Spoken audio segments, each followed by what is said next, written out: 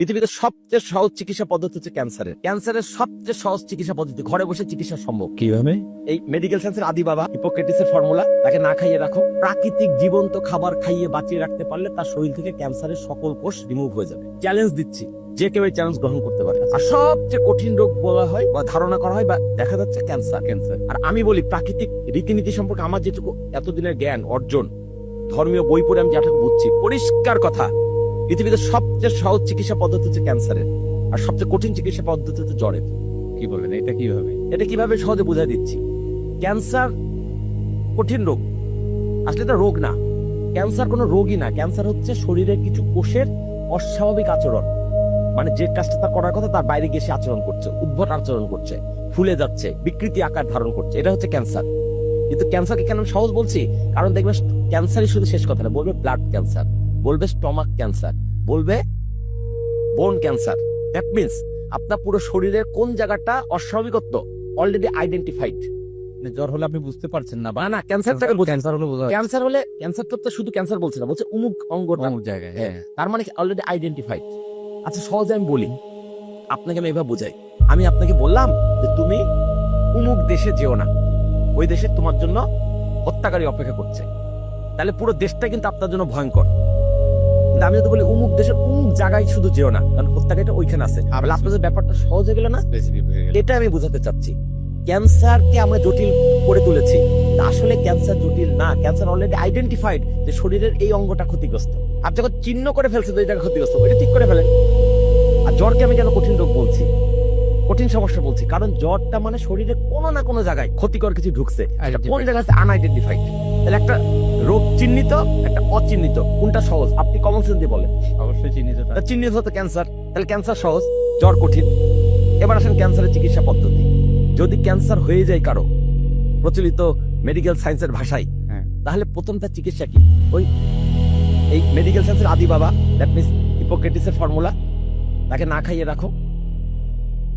ক্যান্সারের সবচেয়ে সহজ চিকিৎসা পদ্ধতি ঘরে বসে চিকিৎসা সম্ভব। কিভাবে? প্রথম আইডেন্টিফাই হলো সিরিয়াস তার কোন একটা অঙ্গ সমস্যা, কোন একটা অঙ্গে, যে কোনো অঙ্গে, তাকে টানা 3 থেকে 5 দিন, ক্ষেত্র বিশেষে 7 দিন পর্যন্ত শুধু লেবু পানি মধু খাইয়ে রাখতে হবে। লেবু পানি আর মধু, 1 গ্লাস গরম পানির মধ্যে, হালকা কুসুম গরম পানির মধ্যে একটু লেবুর রস আর 1 চামচ মধু।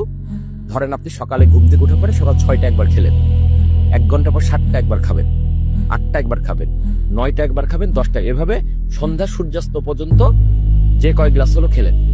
আচ্ছা, তারপর আপনি সূর্যাস্ত হয়ে গেল, ওর পানিও খাওয়ার দরকার নেই, লেবু পানিও খাওয়ার দরকার নেই। আবার পরদিন সকাল থেকে লেবু পানি মধু, লেবু পানি মধু, লেবু পানি মধু, এইভাবে টানা 3 থেকে 7 দিন পর্যন্ত ক্যান্সারের ভয়াবহতার ভিত্তিতে গেলে শরীরের ভেতরে নতুন করে খাবার পাচ্ছে না। পুরনো যেগুলো আক্রান্ত, তারাও কিন্তু আর নতুন করে কোনো খাবার পাচ্ছে না, তারা শরীর থেকে পালাতে বাধ্য হবে।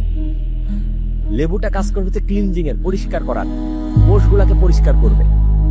আর মধুটা হচ্ছে এই যে আমরা নর্মাল খাবার খেলে ক্যালোরি পাই, এই ক্যালোরি পূরণ করবে।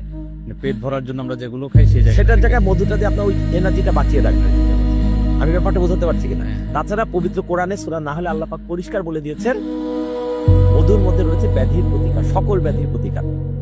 তাহলে আপনার ক্যান্সার হলেও মধু লাগবে, জ্বর হলেও মধু লাগবে, হার্টে ব্লকেজ হলেও মধু লাগবে, প্রেশার বাড়লেও মধু লাগবে, কমন সেন্সের কথা ডায়াবেটিক হলেও মধু লাগবে, হয়তো পরিমাণে কম লাগবে কিন্তু লাগবে। মধু হচ্ছে সকল রোগের চিকিৎসা, মধু বাদে কোনো চিকিৎসা হতে পারে না। আর আমরা ড্রাগসকে সকল রোগের চিকিৎসার উপাদান বানিয়ে ফেলেছি। ভুলটা কোথায় হচ্ছে বোঝেন? কেমোথেরাপি ক্যান্সারের কোনো চিকিৎসা নয়, এটা শুধু চিকিৎসা ব্যবসায়ীদের ব্যবসা হয়। কেমোথেরাপি দেওয়ার কারণে তার মৃত্যুটা ত্বরান্বিত হয়। কেমোথেরাপি নাম দিয়েছে, আসলে এটা কেমিক্যাল থেরাপি।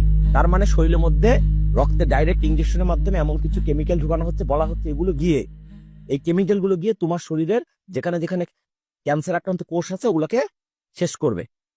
কিন্তু বাস্তবতা হচ্ছে এটা একটা প্রোটোকল মাত্র, কোনো গ্যারান্টি নাই যে কেমোথেরাপির ওই কেমিক্যালটা গিয়ে শুধু ক্যান্সার আক্রান্ত কোষকেই মেরে ফেলবে। যদি মারেও 1টা 2টা হলেও বাদ পড়ে যাবে, কিন্তু আসলে একটা অনেকগুলো বাদ পড়ে যায়। উল্টো দিকে শরীরে ভালো কোষগুলাকে ও কিল করে ফেলে, সেগুলোকে মেরে ফেলে। তার মানে একটুখানি বাঁচার আশায় আরো বড় ক্ষতি করে ফেললাম। এই জন্য চুল পড়ে যায়, অসুস্থ হয়ে যায়। আমি কেমোথেরাপি কেন নিচ্ছি বা ক্যান্সার রোগী কেন নিচ্ছে? ক্যান্সার থেকে বেরিয়ে আসার জন্য। তো ক্যান্সার থেকে তো বেরিয়ে আসতে পারছে না, উল্টো তার শরীরের 12টা বেজে যাচ্ছে। তো অনেকেই যে ভালো হচ্ছে সেটা কে ভালো হচ্ছে? চ্যালেঞ্জ। একটা রোগী আপনি দেখান, অনেকে ভালো হচ্ছে, আন্দাজ একটা কথাই গণমাধ্যম বলে দিলে, একটা নাম ঠিকানা ফোন নাম্বার দেন, আমি চেক করে দেখবো। ক্যান্সারের ক্যান্সার কখনো কেমোথেরাপি দিয়ে ভালো হবে না। ক্যান্সার যদি ভালো হয়, লেবু পানি মধু চিকিৎসাতে ভালো হবে। আরো পরিষ্কার করে বলে দেই, ক্যান্সার আক্রান্ত রোগীকে প্রথমে 7 দিন নিতে বললাম লেবু পানি মধু থিওরি ফর্মুলা দেবে, এটাকে বলে জল চিকিৎসা।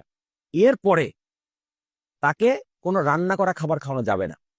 আমি নিশ্চিতভাবে বলছি, যে কোনো ক্যান্সার আক্রান্ত রোগীকে 6 থেকে 9 মাস আগুনের স্পর্শবিহীন প্রাকৃতিক জীবন্ত খাবার খাইয়ে বাঁচিয়ে রাখতে পারলে তার শরীর থেকে ক্যান্সারের সকল কোষ রিমুভ হয়ে যাবে। চ্যালেঞ্জ দিচ্ছি, যে কেউ এই চ্যালেঞ্জ গ্রহণ করতে পারে। আচ্ছা, তাহলে মধু, লেবু, পানি এটা 3 দিন 4 দিন 7 দিন খাবে, 7 দিন। এর বাইরে অন্য কিচ্ছু খাওয়া যাবে না। প্রাকৃতিক খাবারগুলো কি কি খাবে? কিচ্ছু খাবে না এই 7 দিন। কেন খাবে? একটু আগে কি বুঝাইলাম, রোগাক্রান্ত অবস্থায় রোগকে খাবার দেওয়া মানে রোগকে খাবার দেওয়ার মতো। এটা তো 7 দিন খেলো, 7 দিন খেলো, 9 মাস। বাকি 9 মাস প্রাকৃতিক খাবার, প্রকৃতিক ফল খাও, গাছ থেকে পাড়া ফল খাও, শাকসবজি খাও। তবে আবার কেমিক্যালের সার দিয়ে তৈরি করা হবে না। কেমিক্যালের সার দিয়ে তৈরি করা হবে না। আচ্ছা। একদম রাসায়নিক সার মুক্ত, কীটনাশক মুক্ত, ন্যাচারালি যেটুকু হইছে